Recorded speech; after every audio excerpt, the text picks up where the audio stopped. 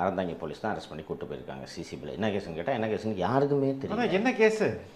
அப்புறம் ஒரு லேண்டு தகராறுன்னு ஒன்று சொல்லிட்டு இருந்தாங்க. அதாவது இவங்க அப்பா இறக்கிறதுக்கு முன்னாடி ஒருத்தருக்கு லோனுக்கு ஷூரிட்டியாக இருந்திருக்காரு. அந்த லோனை வாங்கினவங்க கட்டலை, இவங்க அப்பா வட்டி கட்டிகிட்டு இருந்திருக்காரு. இவங்க அப்பா இறந்த பிறகு இவன் அவங்க அப்பாவோட லைபிலிட்டி ஏற்றி இவன் வட்டி கட்டியிருக்கான். அது சம்மந்தமாக தான் இருக்கும்ன்ட்டு சொல்கிறாங்க. சரி, அது சம்மந்தமாக இருந்தாலும் அதில் என்னடா இவனோட ரோல் என்னடா, இது மிரட்டானான்னு கேட்டேன்னா இல்லை ஷூரிட்டி கையெழுத்து போட்டிருக்காண்டி. ஷூரிட்டி கையெழுத்து போட்டதுக்கெலாம் இவன் சரி, அந்த லேண்டால் பலன் அடைஞ்சவன் யார், அவன் எங்கே இருக்கான்னு கேட்டால் அவன் தானே இவன் ரூம்மேட்டுன்றான். அப்புறம் விசாரித்தா அவன் அந்த லேண்டு இந்த டிஸ்பியூட்டில் இருக்கிறவன் அவன் கம்ப்ளைண்ட்டும் கொடுக்கல. இந்த லேண்ட்னால பெனிஃபிஷியரி யாருன்னா அவங்கெல்லாம் ஜாலியாக சுற்றிட்டு இருக்காங்க. ஒருத்தர் புதுக்கோட்டையிலே இருக்காரு. அங்கேருந்து ஏன் இவனை வந்து கைது பண்ணிட்டு போகிறாங்கன்றது ஒன்றும் தெரியல.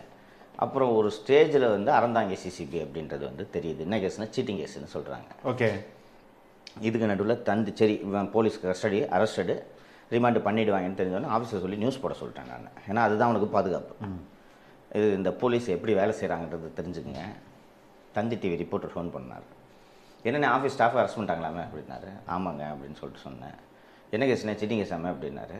இல்லைங்க இது தாங்க நடந்தது, அந்த பையன் பணத்துக்கு ஆசைப்படுற பையன் இல்லை, 1 லட்ச ரூபாலாம் வந்து கேட்டு. என்ன ஆக்சுவலாக சீட்டிங் கேஸ்னால் என்ன சொல்லியிருக்காங்க?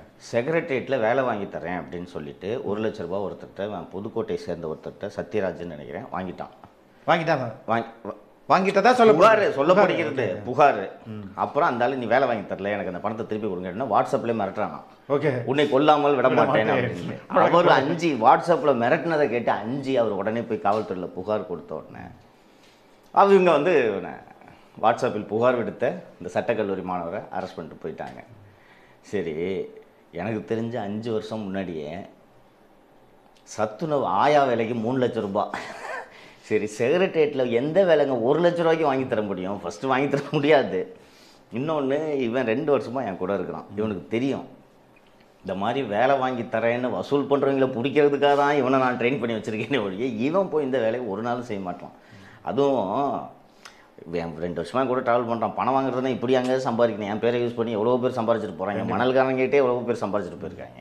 அப்படி இருக்கும்போது இவன் இதெல்லாம் பண்ணணுன்ற அவசியம் கிடையாது. இது என்னன்னு கேட்டிங்கன்னா, இந்த காவல்துறை, திமுகவோட பட்டத்து இளவரசர் எல்லாம் சேர்ந்து இந்த தாக்குதல்கள்லாம் ஏன் திடீரென்று தேர்தல் முடிந்ததும், தேர்தல் முன்னாடி இதை பண்ணல, தேர்தல் முடிஞ்சதும் ஏன் திடீரென்று இவ்வளவு அக்ரெசிவான வடிவம் எடுக்கிறதுன்னு நீ கரெக்டாக டைம்லைன் சீக்வன்ஸை பார்த்தீங்கன்னா, நான் சேப்பாக்கத்தில் பட்டத்து இளவரசருக்கு எதிராக போட்டியிட போகிறேன்னு அனௌன்ஸ் பண்ணதுலேருந்து தான் இந்த சிஸ்டம் கோஆர்டினேட்டடாக வேலை செய்கிறது உங்களுக்கு தெரியும். இந்த சம்பவம் நடந்தது உடனே கூட இப்போது அரசு பொறுப்பில் இருப்பது தேர்தல் ஆணையம் இல்லைங்களா? தேர்தல் ஆணையத்துக்கு தான் நான் மீண்டும் புகார் அனுப்புகிறேன். இதற்கு முன்னாடி நடந்த டேட்டா தெஃப்ட்டுக்கும் தேர்தல் ஆணையத்துக்கு தான் புகார் அனுப்புகிறேன். 2லேயுமே தேர்தல் ஆணையம் எந்த நடவடிக்கையும் எடுக்கவில்லை. மற்ற தொகுதிகளில் மற்ற மாநிலங்களில் எப்படி என்று எனக்கு தெரியாது. தமிழகத்தை பொறுத்தவரை தமிழக தேர்தல் ஆணையம் திமுகவோட ஒரு பிரிவாக தான் தமிழகத்தில் இந்த தேர்தல் இதில் செலவு பண்ணிச்சு. நீங்களே கேள்விப்பட்டிருப்பீங்க, அசஸ் பண்ணியிருப்பீங்க. அதிமுகவோட திமுக வேட்பாளர்கள் தான் அதிக இடங்களில் பணம் பட்டுவாடா செய்திருக்கிறார்கள். ஏன் தேர்தல் ஆணையம் அதை பிடிக்கல?